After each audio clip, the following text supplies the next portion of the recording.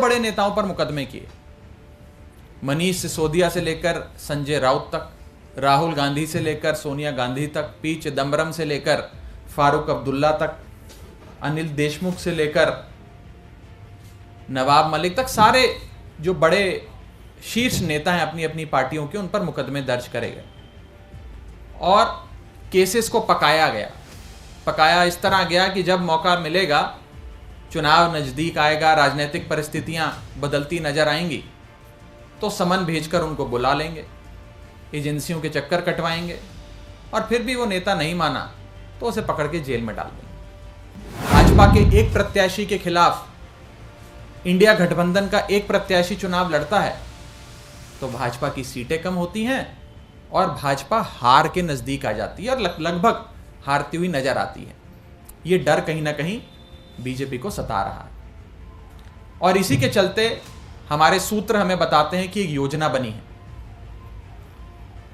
इन पुख्ता सूत्रों का कहना है, ये योजना है कि जो टॉप लीडरशिप है इंडिया गठबंधन के पॉलिटिकल पार्टीज की, जो मेन नेता हैं इंडिया गठबंधन के, उन्हें पकड़ के जेल में डाल दो। तो यानी कि अगर इंडिया गठबंधन के एक एक नेता को, जो शीर्ष नेता है, टॉप लीडरशिप है पार्टी की, या पार्टी का मेन मुखिया है, मेन अध्यक्ष है, अगर उसे ही पकड़ के जेल में डाल दोगे तो रेस में तो अकेले भाजपा दौड़ेगी और अकेले ही जीत जाएगी। जब रेस में कोई दौड़ेगा ही नहीं उनके साथ तो अकेले ही दौड़ेगी और अकेले ही जीत जाएगी। इसी श्रृंखला में एक योजना बनी है और उस योजना में पहला अरेस्ट दिल्ली के मुख्यमंत्री अरविंद केजरीवाल का भाजपा की एजेंसियां करने जा रही हैं।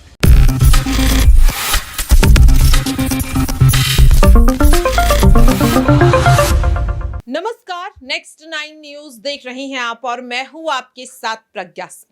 स्वागत है आपका मेरे खास प्रोग्राम सत्ता से सवाल में। सत्ता से सवाल में आज बात आम आदमी पार्टी की। सरकारी जांच एजेंसियां जिस तरह से आम आदमी पार्टी पर अपना शिकंजा कसती हुई नजर आ रही हैं।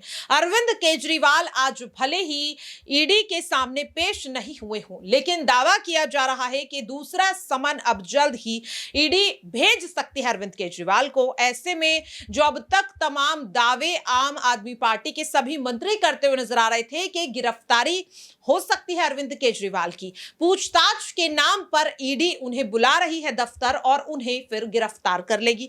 तो यानी कि ये तमाम दावे अगर देखे जाएं तो दूसरे समन में भी ऐसा ही हो सकता है।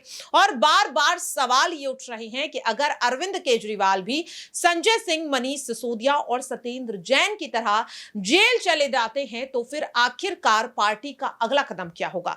क्या आम आदमी पार्टी खत्म हो जाएगी? दिल्ली में जो सरकार आम आदमी पार्टी की है वो यहां पर गिर जाएगी, क्योंकि बिना मुखिया के आखिरकार सरकार कैसे चलेगी? इन्हीं तमाम मुद्दों पर चर्चा करने के लिए मेरे साथ मौजूद हैं अबरार से समझेंगे कि अगर अरविंद केजरीवाल को आज गिरफ्तार कर लिया जाता है तो मुख्यमंत्री पद का क्या होगा? खाली रहेगा? अरविंद केजरीवाल जेल से उसे संभालते हुए नजर आएंगे या फिर किसी दूसरे चेहरे को इस पद पर बिठाया जा सकता है? और आखिरकार कौन वो शख्स यहां पर, या कौन सा वो चेहरा होगा जिसे दिल्ली की जनता उतना ही प्यार देती हुई नजर आएगी जो अरविंद केजरीवाल को मिल रहा था? अबरार, क्या लग रहा है?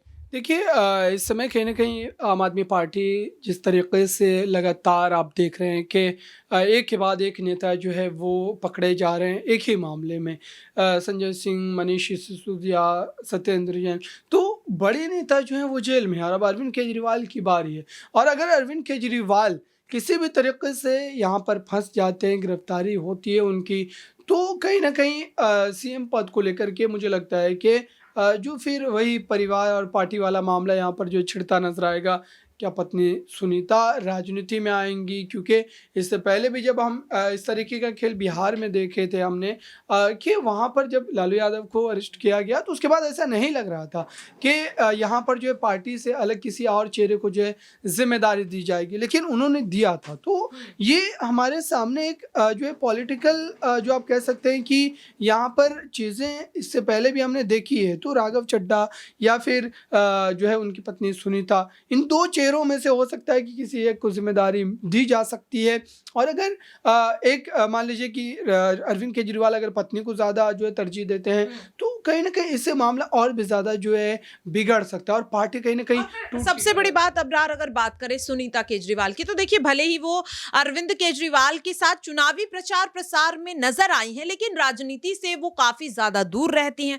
और इस वक्त आम आदमी पार्टी जो ईडी सीबीआई के शिकंजे में पहले से घिरी हुई है और कहीं ना कहीं सदस्यता पर खतरा मंडराता हुआ नजर आ रहा है, तो ऐसे में उनकी पत्नी को अगर ये पद सौंपा जाता है तो उस जिम्मेदारी को वो बखूबी शायद ना निभा पाए। लेकिन अगर बात करें राघव चड्ढा की, तो कहीं ना कहीं राजनीति में एक उभरते हुए नेता के रूप में वो जाने जाते हैं और अभी हाल ही में उन्हें सुप्रीम कोर्ट से बड़ी राहत भी मिली सरकारी बंगले के मामले में। और देखा जा रहा है कि अरविंद केजरीवाल को जब से ईडी का नोटिस मिला है तब से जो यहाँ पर राघव चड्ढा है वो कहीं ना कहीं सामने भी नजर आ रहे हैं, बातों को रखते हुए नजर आ रहे हैं। कल भी उन्होंने एक प्रेस कॉन्फ्रेंस की है। अरविंद केजरीवाल अगर गिरफ्तार हो जाते हैं तो क्या कुछ उनका कहना रहा, किस तरह से सरकार को आगे चलाया जाएगा, पहले हम आपको उनका बयान सुना देते हैं, फिर अगला सवाल लेंगे। बड़े बड़े नेताओं पर मुकदमे किए, मनीष सिसोदिया से लेकर संजय राउत तक, राहुल गांधी से लेकर सोनिया गांधी तक, पी चिदम्बरम से लेकर फारूक अब्दुल्ला तक, अनिल देशमुख से लेकर नवाब मलिक तक, सारे